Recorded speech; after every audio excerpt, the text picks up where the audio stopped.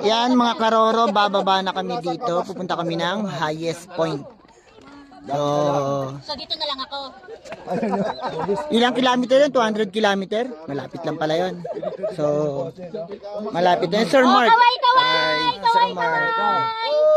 Yan. Kaway mga tropa pips. Ay, shoutout nyo naman. Shout out! Si Kim. Shoutout nyo si Kim. Oh, shout out Kim! Kim.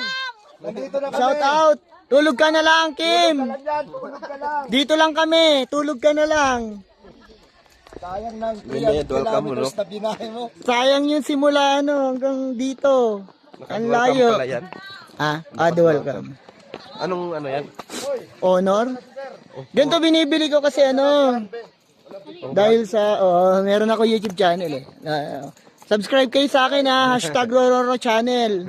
Dagdag subscriber din yun. Tsaka dagdag kita. Ayan. Pag sinubscribe nyo ako, marami kayong makikitang mga lugar na pinupuntahan ko. Ayan. So isa na tong Atok Benguet. Ganda, di ba? Ayan, kung nakikita nyo, ganda ng ganda ng view. Uy, malis ka dyan. Hoy, lumayas kayo dyan. Alis ka dyan. Ganda, ang ganda ng view dito. Ayan, ayan yung highlights dito sa Mount Olis.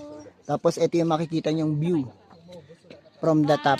Tsaka yung kanina sa likod, ayan. So yung Sea of Clouds medyo malayo, hindi namin ganong kita. Schedule pala. Oo.